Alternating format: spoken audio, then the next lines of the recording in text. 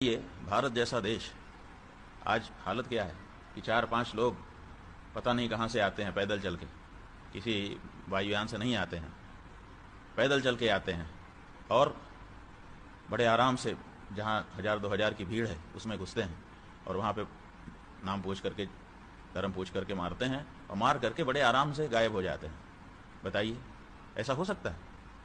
भारत जैसा देश, महीना 2 महीना का समय बीत गया, 4 लोगों को खोज नहीं पाता है कि वो कौन थे और किस दिशा में गए।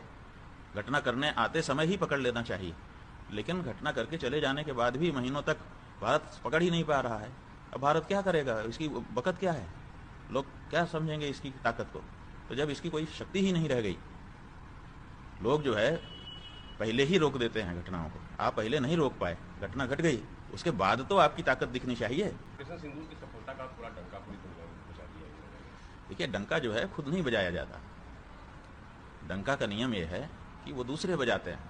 अगर हम अपने बारे में खुद कहें कि मैं पराक्रमी हूँ, मैं प्रतापी हूँ, मैं वीर हूँ, मैं बलवान हूँ, मैं विद्वान हूँ, मैं तोप हूँ, अगर हम खुद कहते हैं तो इसका मतलब बहुत हंसी की बात हो जाती है। वो तो हमको देखना पड़ेगा। सच्चाई ये है कि विदेश नीति में बहुत बड़ी कमजोरी आ चुकी है। तो ऑपरेशन सिंदूर सफल है, असफल है? सिंदूर जो है ना, ये शब्द रो रहा है। सिंदूर शब्द जो है इस समय रो रहा है कि क्या मेरा सम्मान था भारत में। सिंदूर की एक डिबिया बहुत बड़ा अर्थ कहती थी। भारत में सिंदूर मतलब बहुत बड़ी चीज होती है। एक चिटकी भर सिंदूर, उसका बड़ा महात्म्य था।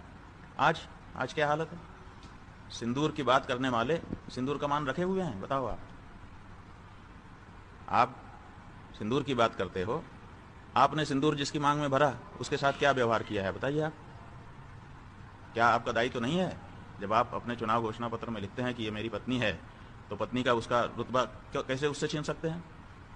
क्यों वो प्रधानमंत्री जी के भवन में नहीं है जबकि उसका हक है? तो आपने उसका हक क्यों मार रखा है?